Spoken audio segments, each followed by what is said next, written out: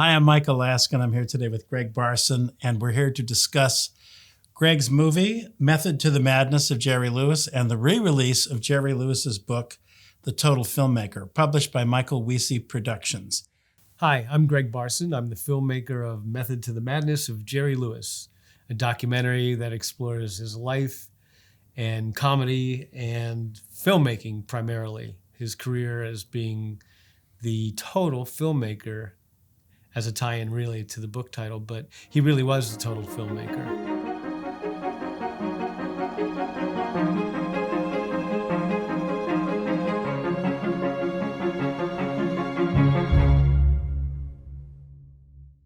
My question is, why do we need to study this today? Why today? Why is Jerry relevant today or present for us today? Because he's an amazing figure. He's here. He's everywhere. He's in comedy. He's in music. He's in life. He's in joy. And you might think I'm just being biased, but every facet of entertainment was touched by Jerry. And comedians do today, and comedic actors and actresses, they built upon Jerry, just like he built upon the people that came before him. Yeah. You know, it's all derivative. But each one of those people that are like a Jerry, like those iconic people, right, they bring their own part to it. Well, it's interesting. I'm old enough to remember Jerry Lewis as a kid, and what a sensation he was. He and Dean Martin for that 10 years they were together. But when I read the book, I knew Jerry was a filmmaker, and I knew Jerry was the total filmmaker. Let's put that in quotes. I was unaware how deeply he was into it and how the detail and the intelligence in that book is pretty amazing. The book was written a long time ago, but quite a bit of it is actually still relevant to filmmaking today, more than I would have thought, having read it before. And his dissection of editing, screenwriting, pre-production, post-production, all that stuff is very detailed and very reflective of how of the total, emphasizing the word total in total filmmaker. I thought it was quite interesting. But you had, if I can touch you, you touched Jerry Lewis. I get a little thing there. You got close to the flame. I did, because you made this documentary about him. And as I read about his life and career, one of the things I loved so much in the film, I love the film entirely, but thanks, that 10-year period with Dean Martin, which I really remember when I was a little kid, because I was born in 1951, was just incendiary as far as comedy goes. And I think it was either in your film or somewhere, it may have been your film, where they were called the Beatles of comedy. Yeah, Alec Baldwin called him that. Oh, that's right. And that's he really, that buttoned it up nicely. That's a really good description for people that don't know. Because they were, I'm old enough to remember the Beatles and Jerry Lewis, and both just sensations. If you didn't live through that, it's hard to fully understand that, but they really were. And he kind of came on, his persona, the kid, the idiot, came on screen in a way that was just, people had created personae for themselves, like Chaplin did and all that. But no one was as anarchic as Jerry, as the idiot or the kid. What's the difference between the idiot and the kid, by the way? Well, I asked him, he called himself, he always referred to himself as the idiot, the kid, even Jerry. And I'd be with him, he'd be like, Jerry. I'm like, but you are Jerry. This is very strange. Yes. But it helped him to sort it out. So That's interesting. Yeah, he had to keep it organized so he knew who he was directing, which part of his character. And I tried to figure it out. I got the idiot. That makes sense. Okay, Yes. The guy in the films, that's the funny guy that always gets into trouble and screws everything up. Right. That made sense. The kid, I think, I surmise, is when he was young, like acting like a really young version of it. Yes, I would agree. In a lot of movies, he was a grown man dressed up in like boy outfits with lollipops. Seriously, he was imitating kids in some movies with Martin Lewis. Right. A lot of them. And it was strange, but you forgot that when you're watching it. You didn't think, you somehow believed he was a kid because he used his voice and he was with some grown woman. And it was total commitment. Yeah. 100% Yeah. commitment in a way that a clown really does. I don't mean like a bad circus clown, but a genuine clown. Sure, which he loved too. Yeah. He loved clowns. And he, so the kid was, I think, was that personality. And more innocent, get away with his stuff because he's a kid. Yeah, he's a kid. But he always said, I'm 9. You know, he said, I'm a 9-year-old. I'm a 9-year-old. That's all he said. A lot of people say, you know, don't lose your childhood. Don't. He really meant it. He was 9. I was with him many times when he acted like 9. And in the best possible way. It was ridiculous that he could get away with it on film. And God, he really seemed like the kid that you wanted to hang out with. So then Jerry was more of the Jerry Lewis character when he wasn't any of those two. He was a little more straighter, I believe. Right. He was when Jerry was like the cool Jerry. Well, the cool Jerry really comes through in the book because he's very analytical. Yeah. Incredibly analytical, incredibly detailed. That was sort of a revelation to me in the book because, look, we don't know certain things about certain people and their careers and how they approach their work. And when I actually read this, I went, wow, he really deep dove into everything.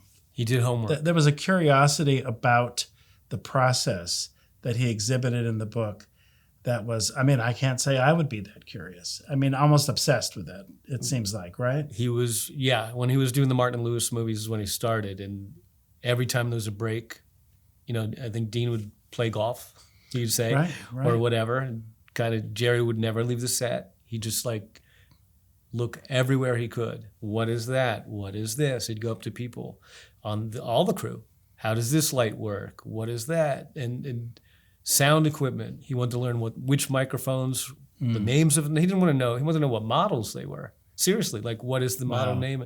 He went deep, like you said, a deep dive into all the technical stuff, which you would think a movie star wouldn't have to, but he knew something out there. He didn't know why he was learning this. He always said that to me. I didn't know why I was learning it or what I would need it for, but obviously later on he became the auteur and he took over Paramount Studios. When you read in the book the chapter, specifically the chapter about editing, when you work live, when you work on stage, which I did for many years, you understand this symbiotic relationship with the audience and how a laugh works and how a laugh has to peak and how you can't let the laugh die.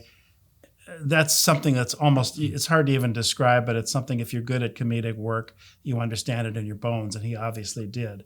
But to take that concept and translate it into, I'm cutting a quarter of a second off of this bit because it's funnier if I do it that way. Or he also talked about in the book how it would play differently in front of 100 people or 3,000 people. How the laugh would be bigger, therefore had to edit it in a way that worked for both. I mean, who would think in those terms as a filmmaker? Really about amazing. Comedy, especially. Like comedy was not always thought of as like, it was kind of lowbrow is what Jerry felt. But he took it on to this level. Well, he came from that background. Yeah. And that there's a quote here. Catskills and I'm going to read this quote about comedy because it really stood out to me from the book. Comedy, humor, call it what you may, is often the difference between sanity and insanity, survival and disaster, even death. It's man's emotional safety valve. Mm-hmm. If it wasn't for humor, man could not survive emotionally. Peoples who have the ability to laugh at themselves are the peoples who eventually make it.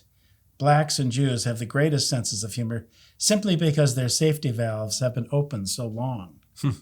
That's an amazing quote to me. And comedy is a very hard thing to talk about. Most people can't talk about it. Every once in a while when you hear I've heard Jerry Seinfeld talk about the structure of a joke in some of those roundtables they do. Right. And he's brilliant at it. Also, he's one of the few that can talk about it. Very analytical and very smart about it.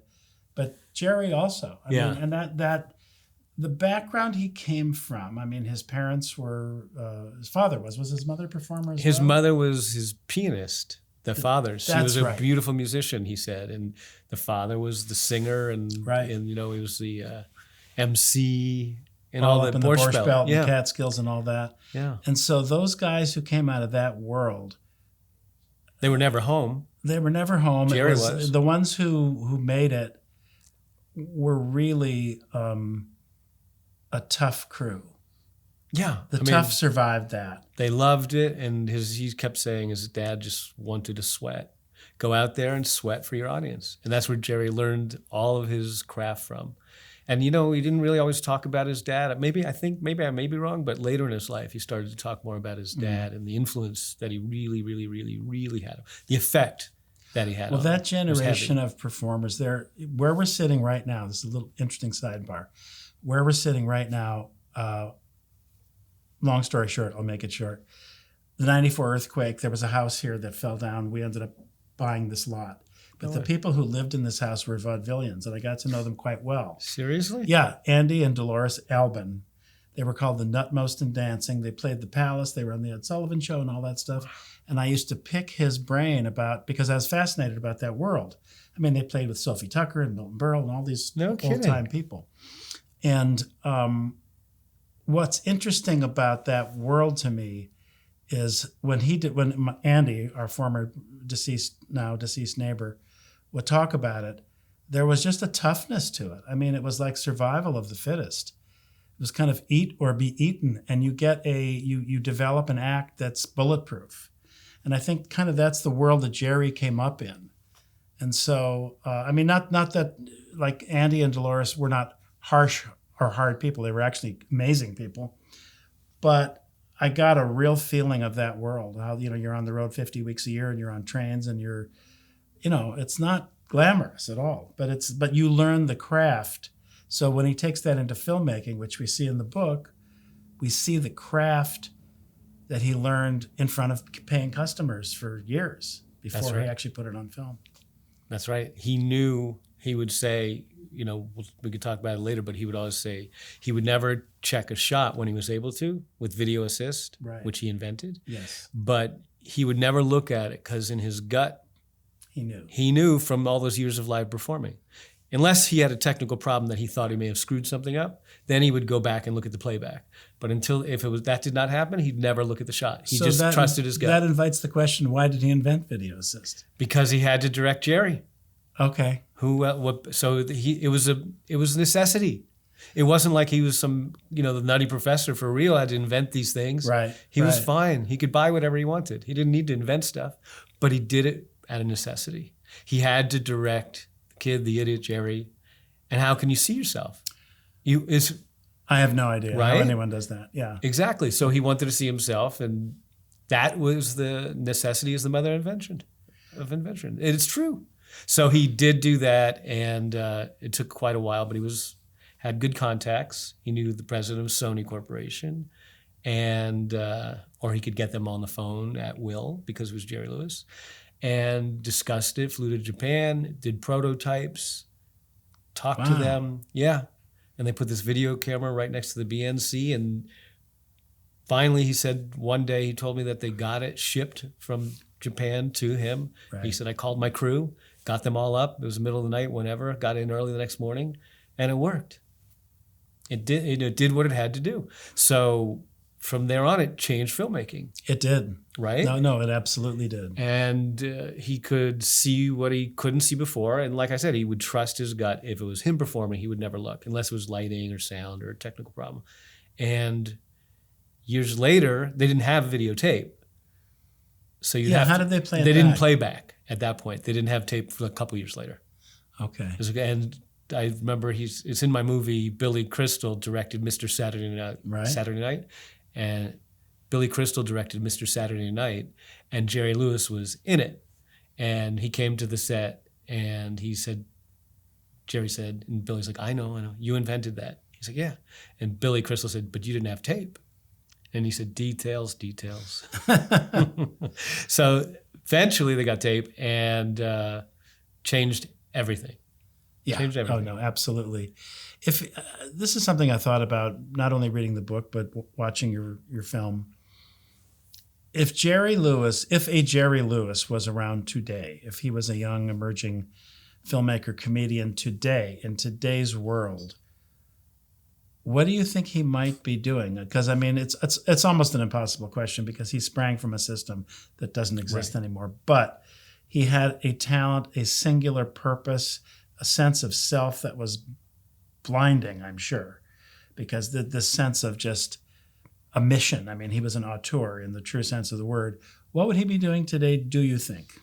He was, when I knew him, he was fascinated with digital stuff. Everything digital. I got lots of questions about digital. And he was curious. So he had that same feeling. I guess it was like when he was learning on the sets when he was young. He still never lost that. He still felt that way. He's got so many questions about digital, about how would this work out. He would love the fact that, well, obviously he knew. I mean, he wrote the book based on the lectures in the 70s. So he lived, until he was 91. 91, I think, yeah. Yeah, so he knew what was happening. He was very into movies and in the scene. Sure. But he would question digital. I know he loved the fact that, film costs so much money to use. You don't want to burn footage. Right. He would have shot forever. It's free. It's cheap. It's nothing. Memory, computer memory. That thrilled him. Think of how many takes he could do. That's a big shift. Right? That's a big deal. Yeah. I mean, he used to say, as you can see in the Total Filmmaker, he'd go into the edit bay and he'd lick the emulsion off the film. That was one of the strangest things I ever... And he meant it. I know. The smell of it. Like when I came in, I was telling the crew, I was like, what is that smell? It's the lights. I love that lights. I love that smell. And I kind of meant it. And then they kind of thought I was weird and the light might be on fire. But Jerry would lick it. I think today maybe he would what would he do? He'd like enjoy a mouse click in the editing bay. It's all digital. It's all computerized. Right. So he was aware of it.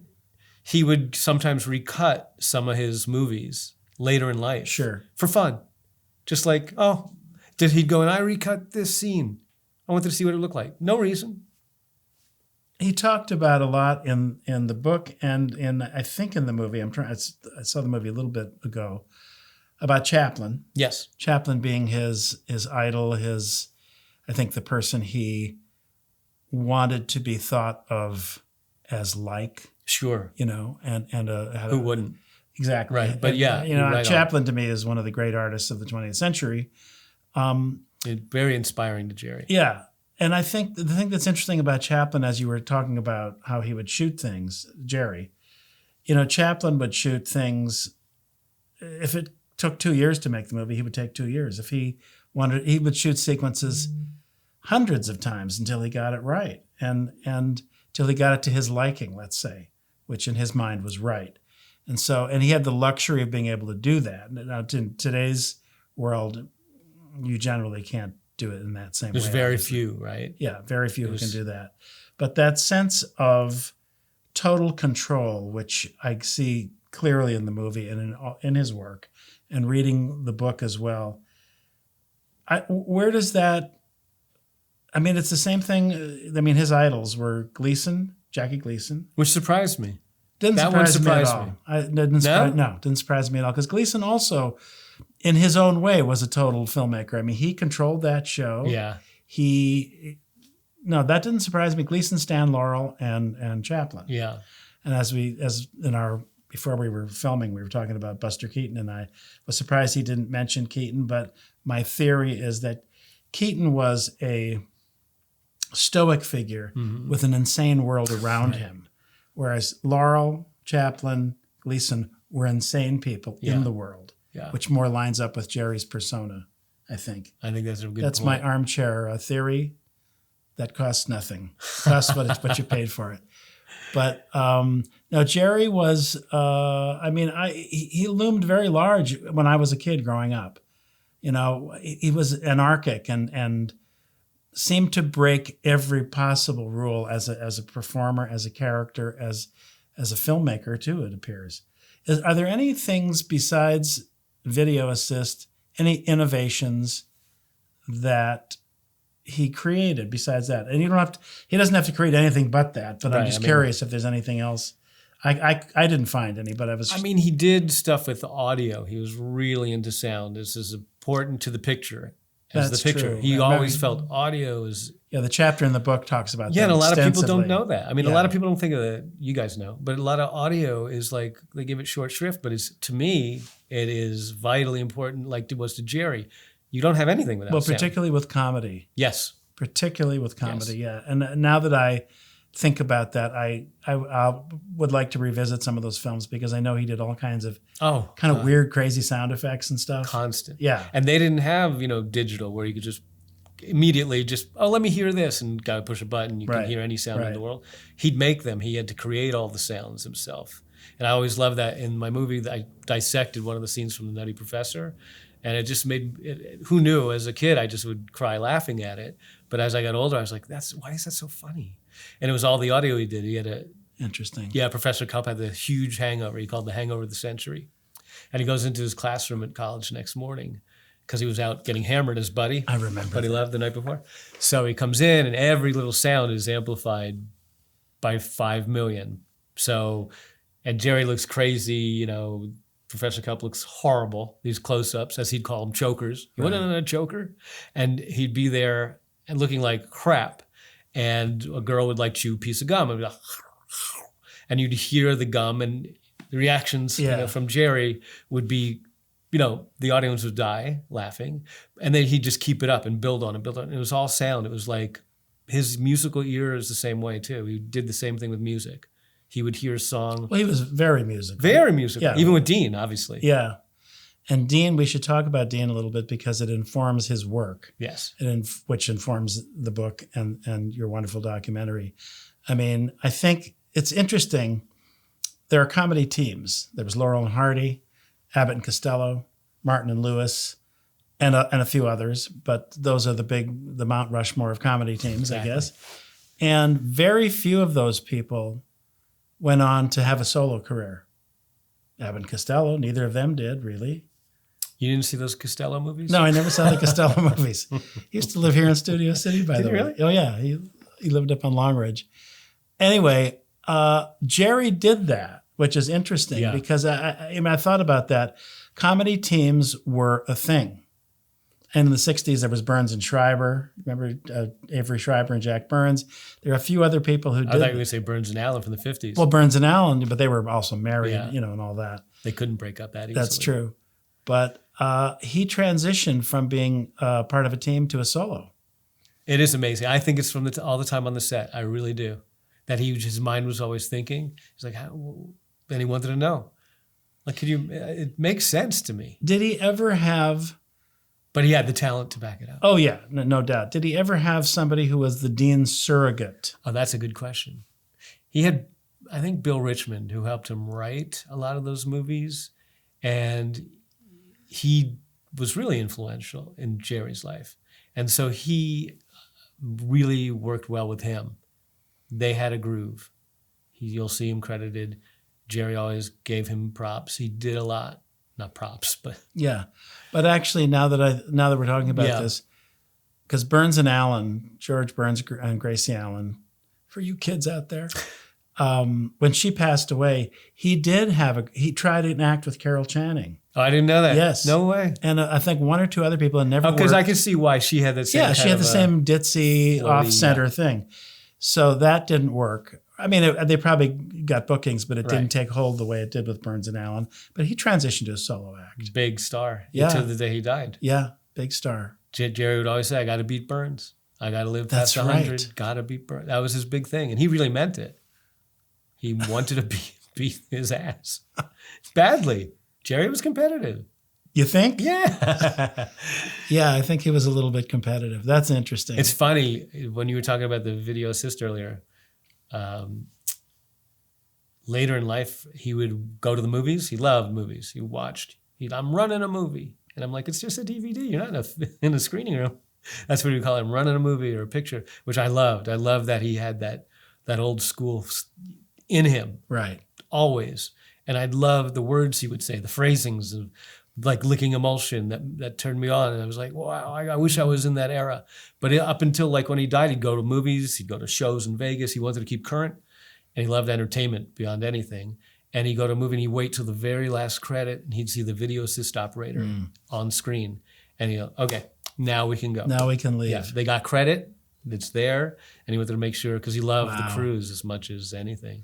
When he went and taught at SC, which you said was 8 years, that amazed me. Who made that happen? How did they that called happen? him, I think. Yeah. They called him and asked him if he would Well, like they to had teach. down back in those days, they had some very prominent people teach there. King Vidor taught there, Oh. and people like that in the Must have been early that days of era. the cinema school. And there were others, I think, but I remember I was shocked when I read King Vidor had taught down there for a while.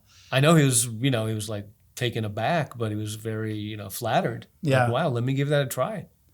That's interesting. I And wonder how that, because it is the basis of the book. Mm-hmm. And as I think I said in my note to you, a lot of what he said in the book could have been written by any really highly skilled practitioner to some extent, because it's very practical, usable information. Like, this is how we do this. Here's the thing. Here are the mistakes you can make. Here's what I've discovered is the best way to do this, et cetera, et cetera. But when it came to comedy and editing in particular, it was like off the charts, just so interesting. And 'Cause that's his soul. that's his soul. That's his soul. Yeah, that's what obviously turned him on. And having that entire toy box full of things to tweak and make his performance, just to burnish it wherever he could, obviously was a real turn on for him. And he actually he thought of it as toys. On his movie sets, they built this one big cart and had all the latest audio equipment on it. And it was called Jerry's Noisy Toy. And it had said that on it. It had his logo, of course, his caricature. And they wheeled in Jerry's Noisy Toy to the set. And it was state-of-the-art stuff that that was another thing that he invented, this noisy toy. He was into audio and the Ladies' Man. When they had that huge giant set, he put mics, boom mics in all of the rooms. I think it was 4 stories high. Wow.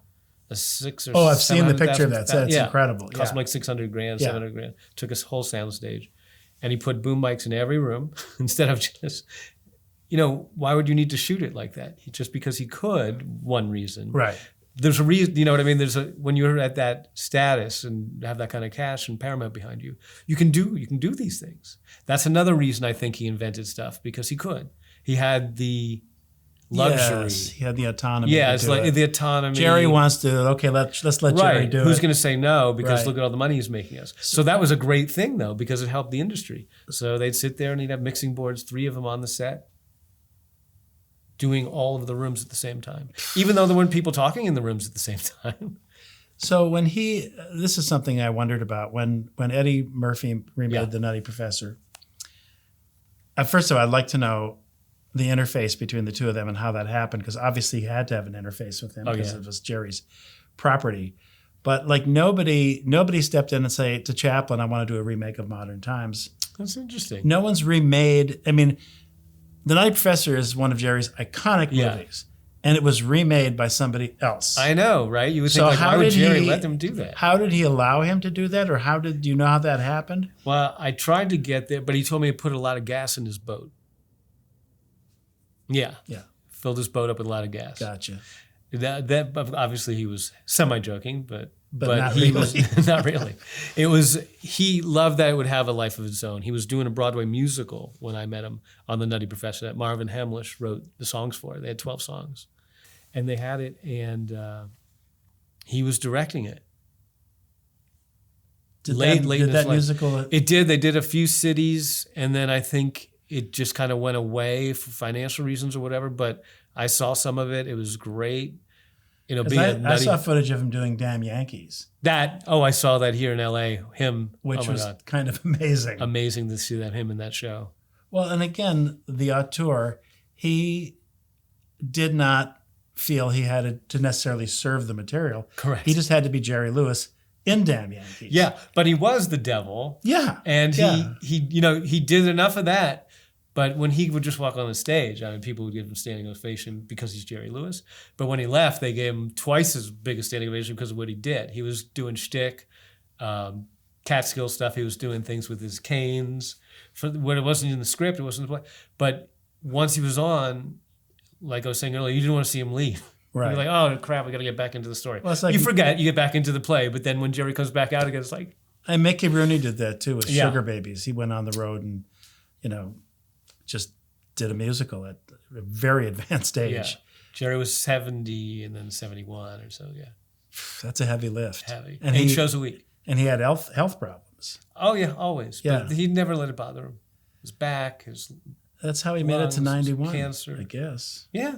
He would live with it. He'd roll with it. He But wouldn't bitch. that is emblematic of a will to live, Yes. to just continue on. And, a lesser person, a person with lesser sense of self, probably, because I read about all of his medical stuff. It was horrible. Yeah. A lesser person, or a person with a lesser sense of drive and ego, probably wouldn't have made it through that the way he did. No way. Yeah. He was a trooper. A trooper. I mean, he would, through all the medical things, when I was with him, you wouldn't know anything. All I knew he was addicted to Fanta orange soda. Because every time I would shoot him, he'd have orange lips. I'm like, oh no, I'm doing these close-ups. He's got orange lips and an orange tongue. I have to at least show the soda to say why Jerry has orange lips. He loved sugar. He loved the sugar. He was diabetic too. But he lived through it. He would just work his way through all of these things. But you said something there that I responded to, being a trooper and doing 8 shows a week. I've done 8 shows a week. I know what that's like. It's tough. It's really tough. When you're 70 and you're doing a Broadway musical, it's got to be really tough. And he toured. Yeah, I know. So that sense of owing the audience what they paid for. Yep, that's from his dad. Yeah, and that's that tradition Danny. of like, you don't get sick, you don't miss a show, you show up for the audience and all that. Give him your sweat. Yeah, and that sense of that. I mean, who did he like among modern, toward the end of his life? Who made him laugh? I'm curious. Who he thought was funny? He liked Richard Lewis a lot. Right. He liked Seinfeld a lot. I think Seinfeld did Jerry's last interview, Comedians in Cars Getting Coffee. Did he? That show? Yeah. Was that? Oh, yeah, I saw that. It was great. And he took Jerry to his favorite little diner near his house in Vegas. And they put they called me and wanted some footage from Method to the Madness in there. And it was so great to see Jay, because it was a few years after my movie, like 4 years. And it was great to see him out doing. He would still do things for friends and always involved. I think he loved Eddie Murphy. It wasn't real. I was making jokes, but he loved Eddie Murphy. Yeah. There was a bond there. He loved Tom Hanks. Always admired Tom Hanks. People that you would expect him to admire. Jim Carrey. Yeah, I would say Jim Carrey, particularly young Jim Carrey. Yeah. Who had this outsized, rubber-faced, crazy persona, right. Which we all know where that came from. Yeah, it was obviously in some ways reminiscent of Jerry. Yeah, for sure, I can see that. I was trying to think of who today, and there isn't anyone who does that, who has a persona, a comic persona they take from film to film. The only one I can think of, and it's not even in the same category, although I actually have worked with him and I admire him and like him, is Adam Sandler. Correct. Similar kind of thing. Although Sandler, like Jerry, goes off and does the serious films once in a while and is very good in them, as Jerry really was in the Scorsese movie. Jerry was great. Yeah, King of Comedy. He was so good. He was, and he used to get upset because he'd say, "Schmuck, all I do is I played myself. I went in and I played myself and I went home. Everyone's like raving about this." That's the title of my book. The Art and Business of Being Yourself. Seriously? Maybe Jerry, yes, it is called The Authentic yeah, Actor, yeah. The Art and Business of Being Yourself. It. Maybe Jerry read my book. I would like to think he did. I think he may have. When was that written? No. But I'm telling you, that's maybe why he got all those accolades. But he was so good in that. We never really saw the real Jerry, did we? Until that movie. If that was his real self. It really felt like maybe it was. That's why everyone was saying he's so great, because that's the self that he kept hidden. Well, it was subdued. And I saw the real Jerry. It was subtle and it was contained and controlled. Mm-hmm. And he was, in that movie, a huge star. Yes. Who had, which crazy lined up with Jerry. Lined up. He was doing a show, like it was The Tonight Show, which he hosted many, many, many times. Yeah. Had his own talk shows. And he had that Langford, right? Ego. Yeah. The ego of that character. Which you have to have. Lined up with Jerry. Good point. Yeah, he was great in that Good movie. point. Maybe that's why he read so my much. book. He must have read the book. What's the title again? Yeah. No, it's so somebody who made a career as this just Not a human, yeah. someone from another planet. So that when he reverts to who he is, or He was some perplexed. He was kind of perplexed by that. was he? Yeah. In what way? He just thought, I'm just being me. So he didn't understand. Like, why aren't you raving about me when I'm working my ass off? Here I am being me. Wow. He says an easy thing to do is be yourself, but that's a lie too. It's not easy That's to a be yourself, lie. right? Yes, I do. That's With your actors. I won't say right? it's a lie, but it's deceptively difficult Yeah. at times. But isn't that one of the hardest things that you teach your actors? I think. Well, yeah. Or for you when you're acting yourself? 100%. And I think it could be. I'm just positing here that you're in a movie with Robert De Niro and Martin Scorsese, and it's a great. I'm sure he felt taken care of. He felt taken care of, and guess what happened? I think they felt intimidated by Jerry Lewis being there. Who wouldn't be intimidated? I know. I mean, I would be totally intimidated by Jerry I know, Lewis. but can you imagine? Like, when you set it up that way, it's like he wasn't. So, Martin read The Total Filmmaker. Who did? Martin Scorsese. Oh, Martin Scorsese. He yes. loved the book. And Jerry, when he go on a set, Martin would say, I learned that from your book. Or he'd correct Jerry and say, no, do it this way. That's what I learned from your book. And Jerry would be like, that's not fair. Dirty pool, using my words against me. No, the book was kind of a revelation for me, because I kept thinking, this is 50 years old. A lot of this stuff's not going to be relevant anymore. I know, right? And 90% of it was relevant, frankly. And what's crazy is how much he went through each topic of filmmaking. Deeply. Yeah, you can't find a book that really does that. He's like, costumes, wardrobe, distribution, what cities it's going to be seen in. Today, you don't worry about stuff like that.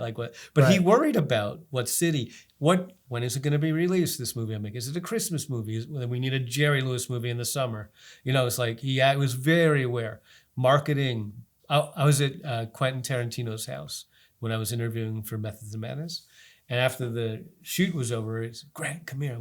He ran into his kitchen and he ran upstairs and brought down a board game that he had from the 60s, Cinderfella board game. And he's like, Gregg, look at this. I'm like, oh my God, I wish I would have had my camera. He lit up like a little boy, Quentin did, showing me this. And I was like, that's what I really wished I would have had filmed. Yeah. As much as the interview was amazing, but I wish I would have had that additional, because just to see him light up, to see how it touched him, to be playing with the cinder, he saved it. I don't think he got it at a flea market. That's crazy. That's That's a crazy story. Yeah. It was. And he's Tarantino is such a student of particularly 60s, 70s kinds of movies in particular. And Jerry influenced him a lot, he told me. Well, he influenced a lot of people. And that's one of the things you captured so beautifully in the film. And the book doesn't have that perspective necessarily. The book is kind of, this is what he talks about. Yeah. It doesn't have that from 10,000 feet looking down on it and understanding all the influences and all. Yeah, exactly. Right. He was in it at that point. He was in it. But the movie, your film does capture that. And what a ride. Yeah, it's crazy. What a ride of a life, right? What an amazingly spectacular life that this guy had. So, Gregg, your movie, I really enjoyed it, and I really found it. I learned a lot that I didn't know about Jerry, particularly about that early part in his life and his parents and the whole vaudeville Catskills into Dean Martin thing, which is his formative years. Tell me how it happened. It was a long process. I did one documentary before. I was in television marketing and advertising at Warner Brothers for a long time. And then Carsey Warner Television. And then Phyllis Diller, another iconic comedian, was retiring her stand-up act after decades on the road. And I was shooting the final farewell concert in Las Vegas at a casino. Mm-hmm. And Jerry Lewis happened to be in the audience that night. And I grew up idolizing him. In case you didn't know that, but yeah. I had a feeling. Yeah. So he was my idol. And my wife said, you got to go. Jerry's leaving the building. You got to go say hi. And I said, but my crew's here. We're making the film. She said, I'll handle it. Go, or you'll never forgive yourself. So I ran through the casino and found Jerry gambling, luckily. And I think he was losing thousands of dollars and still laughing. And everyone was gathered around him because he was Jerry Lewis. I felt like I was in a Jerry Lewis movie. And didn't know what to do. So I tapped him on the shoulder and I said, "Hey, Jerry, I'm the guy that's shooting the documentary tonight about Phyllis." And he was very happy, loves Phyllis. And I gave him my card and thought nothing of it, except I was, floating the rest of that night. Sure. And then I went back and finished the shoot. And the next morning he called me. He had from my business card while I was at work. And my assistant said, "Jerry Lewis is on the phone for you." So we developed this phone relationship. And I think to me, I felt like it wasn't even reality, because why is Jerry Lewis calling me? But I was so grateful. And he knew I was shooting this Phyllis thing. And I kind of put out this feeler, like, I'd like to, if maybe someday we could do a documentary, about you, because that would be... He must have been approached about that many times. Yeah. But the fact that you were doing the thing on Phyllis Diller... Maybe gave me a leg up. I'm sure. And then I had all of these phone calls and, I'd like to. And so one phone call, I said it, and he said, "Well, there's 10 people ahead of you, kid. Get in line. There's Scorsese and this, Spielberg, whatever. All these people were ahead." And I said, there was a big pause, and I was like, "Well, this is it. Okay, whatever. I'll just take my stuff and cry." So, but I said, something came out of me. I said, "Yeah, but they're not me." And it just flew out. What possessed you? I don't know. That's a very bold thing to say. Because it was like I didn't know what to. Yeah. I was at my wit's end. I was like, damn it. And there was a huge pause. Huge pause. You would hear crickets if it was a Jerry Lewis movie. Yes.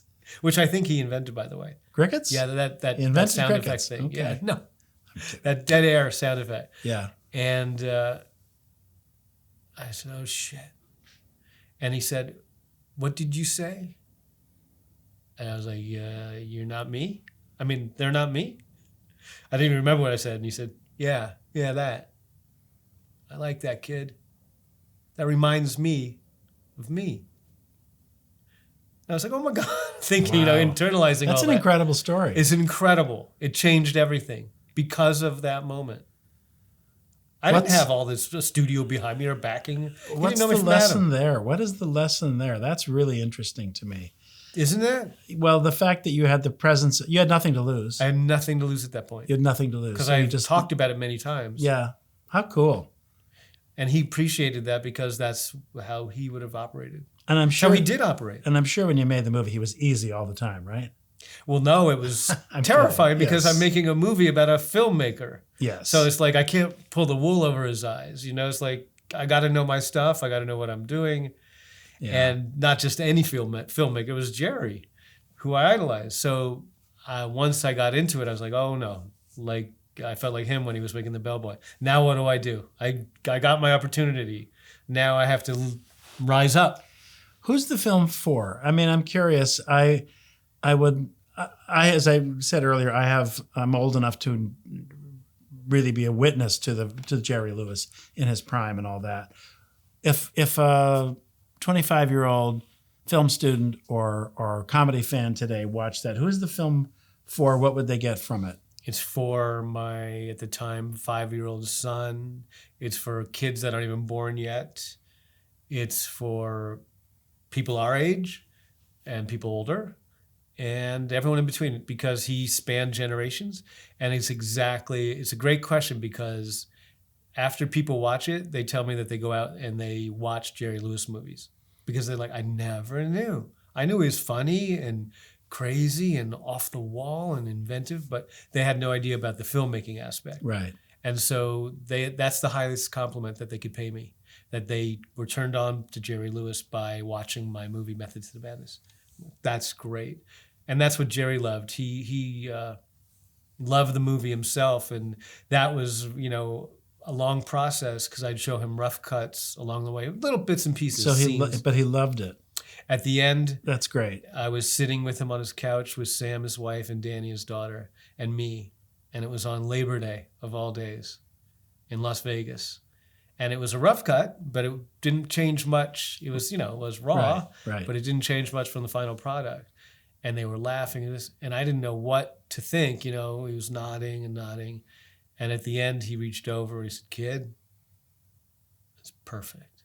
It's perfection." Wow. And I hope you got up and left then. I flew home till I on my own accord. I was like I was floating. I think I gave Belzer came in later. I gave a ride to the airport because I had a car. But it was everything I wanted. And that's really what it meant the world to me. And then we had a huge screening, Stars Networks threw a screening, and I wanted it at Paramount Studios to bring Jerry back to Paramount.